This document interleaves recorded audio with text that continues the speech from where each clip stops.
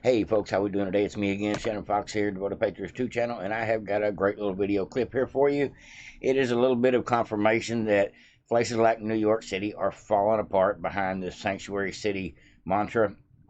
Truth be known, these cities claim they want to be sanctuary cities. They don't have a problem taking the government funding in advance, but when it comes time to actually house and feed and take care of these influx of all these migrants, they're not really up for the job. We've seen it happen in Martha's Vineyard. We're seeing it happen in New York City, Chicago, a lot of your major big cities. Not only is DeSantis and Governor Abbott sending busloads of illegal immigrants to their choosing destination, New York and such places, but Biden is also sneaking them in flights in the middle of the night as well. So at this moment, we're talking about, in just New York City alone, about 70 something thousand people since last year have been brought in and dropped off.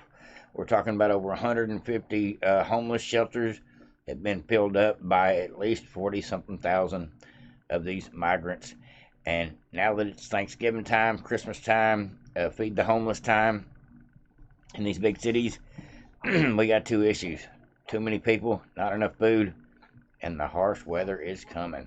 And a lot of these illegals probably don't know how to deal with the harsh weather, being there from way down south. So it's going to be interesting to see how they handle not just the issues with the amount of people, but how they're going to keep them warm, how to keep them from freezing to death, considering a lot of them are living in tents on the street at this point. It says, meanwhile, in this Democrat hellhole, otherwise known as New York City, illegal aliens and New Yorkers, including black New Yorkers, depending on government handouts, sparred over Thanksgiving dinner this year in Queens. Now, Queens is one of the 5 boroughs of New York. It says more than 8,000 illegals have flooded one Queens neighborhood where New York Housing Authority residents live, and the scarce resources are causing a lot of tensions between the two groups. What's happening is the mayor is doing a shuffle where he's passing these people around, basically trying to put them in the poorer neighborhoods. That way you don't have the complaints from the elites in New York City. They don't see them, they don't know about them, they don't care about them. So basically shit on the underpowered. It says, according to the New York Post, since last spring, over 72,000 people have flooded into Gotham. I'll call it Bedlam. With over 45,000 currently living in 160 tax-funded emergency shelters and hotels. It says the illegals have lined up early to take the turkeys this year and leaving New York City Housing Authority residents without any Thanksgiving turkeys. Now, I got a little video clip here for you I wanted to share with you folks, and I had a couple words at the end I wanted to explain about what Mayor Eric Adams has done here recently. I'll just go ahead and throw that one out there first. Mayor Eric Adams, about 3 weeks ago, was barking really loud about the open border situation, saying he cannot afford to bring any more migrants to his state, his city. And so, as a part of this, he was headed to the White House to discuss it with the Biden administration. And sure enough, as soon as he got off the plane in Washington, he jumped right back on a plane to head back home to New York City because some of his campaign staff was under investigation, and there was actually subpoenas being thrown around.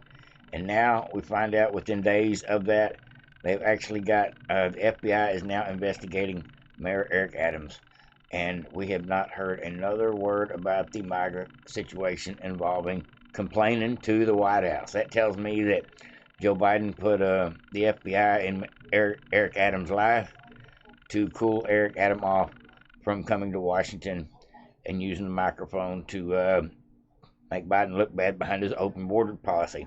Sure, they had a good talking to with him. Ever since then, he decided, I can't get the money from Washington without flack from the FBI.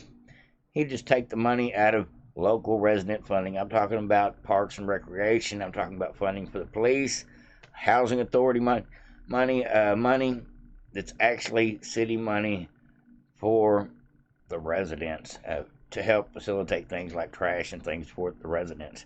It's all fixing to backfire on them, folks.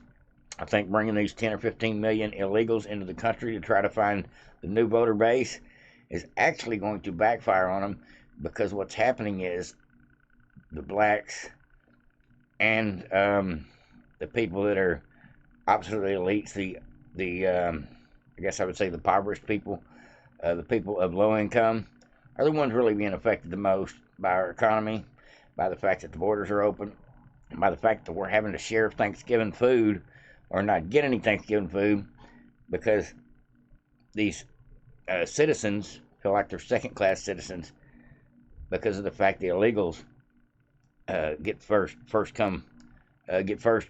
pickings on, I'm guessing, food at the shelters at this point. It seems like to me that our country right now is choosing foreigners over veterans, choosing illegal immigrants over citizens, choosing craziness over sanity, choosing to promote gay everything versus looking out for the everyman. All this stuff is very divisive, and I don't think it's going to have the end result that the Democrat Party wants. I think they are trying to not just divide the country, but they are trying to pull in their voter base. But in turn, all this divisiveness is probably dividing their voter base. Just my opinion, folks. They have lost a lot of the black vote over the last year over indicting Trump, and over the fact that most people realize everything costs too much under Joe Biden. Now let's go ahead and get into this video, folks.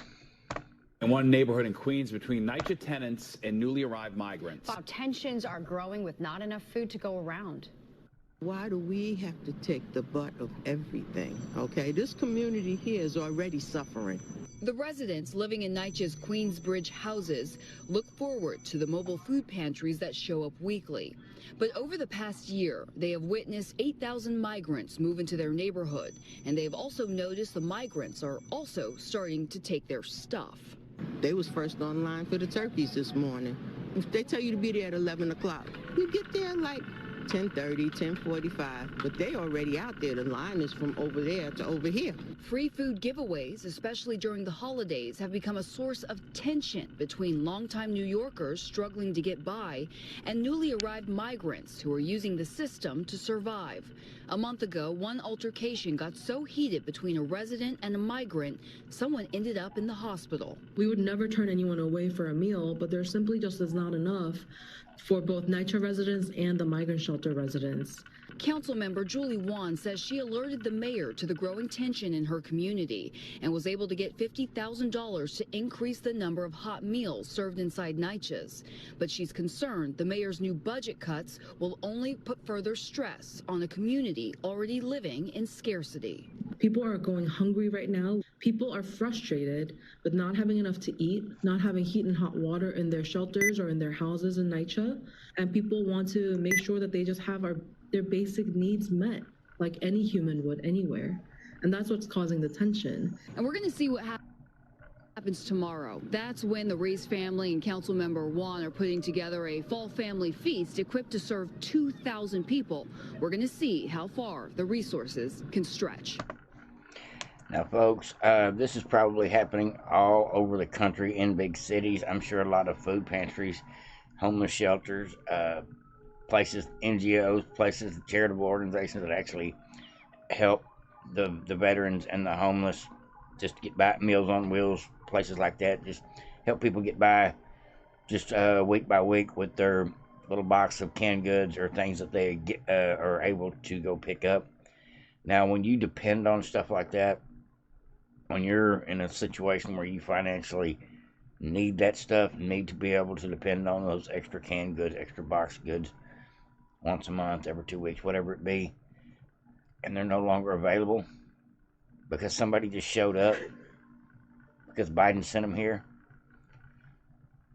I think this attempt to get 10 million new Hispanic voters in on the Democrat voter base may cause, this is just my opinion, may cause them to lose 10 or 20 million black votes, 10 or 20 million Mexican votes. And I'm not talking about people that just won't vote for Joe Biden, but people that are leaving the Democratic plantation because they realize Not only have they been lied to forever and a day for their vote, but they're now seeing it in real time that the Democrat Party that's running the country right now don't give two shits about their next meal, what it costs to go to the grocery store and buy something for Thanksgiving. I think that's where our country's at today, and I think, like a lot of people predict, we will take our country back in 2024. We will have a Republican House, Senate, and executive branch, and it may be a very, very long time before the Democrats can do enough to get their people back. Without 75% of the black vote, without the Islamic vote, without the Latino vote, the Democratic Party wouldn't have much to work with. And truth be known, folks, they're losing it in droves. There's no doubt about it, folks. I'm glad to see it. I hate to hear people are doing without on Turkey Day, but I think they should have made better plans than to be dropped off somewhere where somebody's supposed to take care of you. That's not much of a plan, folks. It says the influx of migrants are being felt in one of Queens' neighborhoods where New York City housing authority tenants find themselves fighting over food with newly arrived asylum seekers. Sad situation, folks. It says, but over the past few years, they have witnessed 8,000 migrants move into their neighborhoods that has begun to make all resources limited and in short supply. Free food giveaways, especially during the holidays, have become a source of tension between longtime New Yorkers struggling to get by and newly arrived migrants. I can see it coming, folks. It'll be happening again at Christmas time when people are trying to get their Christmas turkey. Probably fist fights in the streets behind your next meal before it's over. When they decide that one party or one class of people, whether it be rich or poor, one class of people, whether it be white or black or brown or black, deserves more than everybody else for some reason, I guess because their lack of legal status, that is the very definition of racism. That is not diversity and inclusion. That's or equity. That's inequality, folks. And there's no other way to put it. That's all I got for you. Everybody have a great day. I just thought I'd bring y'all that little bit of news. Being here in Texas, we know all about the migrant situation. And I'm just glad to see New York feeling it as well. Hopefully it will be the difference to help turn this election around with the millions and millions of black voters to see what's really going on. Over and out. Have a great one.